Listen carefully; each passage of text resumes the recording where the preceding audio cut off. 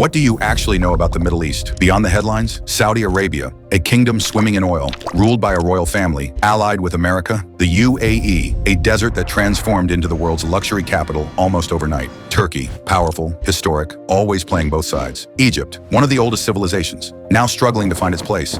Iraq, broken by wars it didn't fully choose. And then there's Iran. Iran is an Arab. No king, no American alliance, no Western approval. Just a country that has been sanctioned, isolated, threatened, and cornered for over 45 years. And somehow, it's still standing, still building missiles, still influencing countries around it, still making the entire world nervous. Iran didn't survive this long by accident. It survived because it thinks differently. Because understanding Iran means understanding the entire Middle East and the world you're living in right now. So the real question is, why is Iran so different from every other country in the Middle East? And what makes it stand alone even today? If you really want to understand Iran, don't start with politics. Start with geography. Count Iran's neighbors for a second. Iraq to the west, Turkey to the northwest, Pakistan, Afghanistan, and Turkmenistan to the east, Armenia, Azerbaijan, and the Caspian Sea to the north, the Persian Gulf and the Gulf of Oman to the south.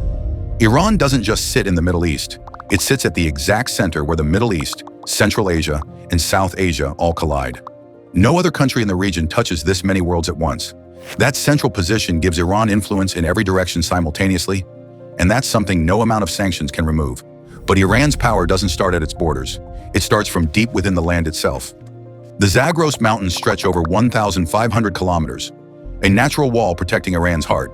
The Alborz Mountains in the north rise to 5,600 meters, blocking invasions from Russia and Central Asia for centuries. The Dasht-e-Kavir and Dasht-e-Lut deserts cover nearly a quarter of the country, virtually impassable, with temperatures hitting 70 degrees Celsius. Any army crossing them would die of thirst before finding a single Iranian soldier. Iran's 2,400 kilometers of coastline control, the Persian Gulf, the Gulf of Oman, and the Caspian Sea. The Strait of Hormuz, the world's most critical oil choke point, sits entirely within Iran's artillery range. This is why the Persian Empire chose it 2,500 years ago. No wonder Iran still stands today. And no wonder anyone who wants to attack Iran thinks twice, 3 times, and then quietly walks away. No country in this region has geography as well defended as Iran's. And when a country feels this secure in its own land, it behaves differently. It thinks differently. It builds relationships differently. Let's clear up one of the biggest misconceptions about the Middle East. Most people think Iranians are Arab, but they are not. Iranians are Persians. These are 2 entirely different civilizations. And this core identity difference has shaped their histories over 2,500 years. Their ancestors built one of the world's first true empires under Cyrus the Great, centuries before the rise of Islam or the Arab conquest. When Arab armies swept through the region in the 7th century, they brought Islam, but they did not erase Persia. Iranians converted on their own terms, kept their own language, Farsi, and even developed a unique branch of Islam, Shia, partly to distinguish themselves from their Arab Sunni neighbors. To this day, an Iranian child learns Persian poetry from Hafez and Rumi, not Arabic verses. The Persian New Year, Nowruz, falls on the spring equinox and has nothing to do with Islam. It is a Zoroastrian tradition that has survived over 1,400 years of Islamic rule.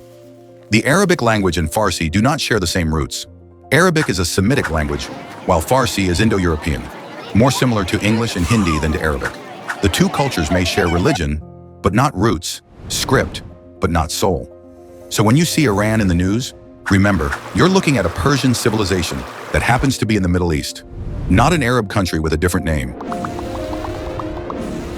Most countries in the Middle East play checkers. Iran plays chess, and there is a fundamental difference between those 2 games. In checkers, you move forward, you take what's in front of you, and you react to whatever your opponent does. In chess, you think 10 moves ahead. You sacrifice pieces strategically. You create threats on one side of the board to win on the other side. You play the long game, even when it looks like you're losing. That is exactly how Iran operates in the Middle East. While Saudi Arabia spends billions on American weapons and hopes for the best, Iran builds influence. While the UAE constructs luxury towers and chases economic alliances, Iran constructs networks, human networks, military networks, political networks that stretch from Lebanon on the Mediterranean coast all the way to Yemen at the tip of the Arabian Peninsula. Iran doesn't need to send its own army into every conflict. Instead, it trains, funds, arms, and advises groups in other countries that fight on its behalf. Hezbollah in Lebanon, Hamas and Islamic Jihad in Gaza, the Houthis in Yemen, Shia militias in Iraq and Syria. These are not random terrorist groups in Iran's eyes. They are strategic pieces on a regional chessboard, each one placed deliberately, each one serving a specific purpose in Iran's larger strategy. No other country in the Middle East has built this kind of distributed, multi-country influence network. Not Saudi Arabia, not Turkey, not Israel, only Iran.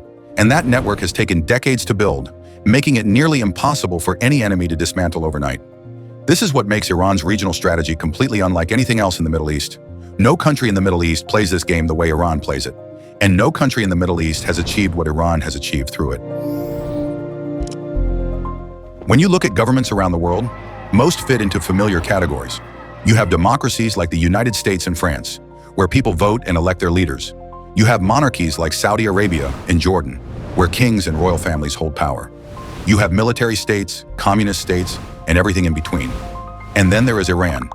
Iran's government doesn't fit any of these categories. It is something the modern world has never seen before and has never seen since, a theocratic republic. A system where religion and politics are not just connected, they are the same thing. At the top of Iran's government sits not a president, not a king, not a general, but a religious cleric called the supreme leader. He is chosen not by the people, but by a council of religious experts.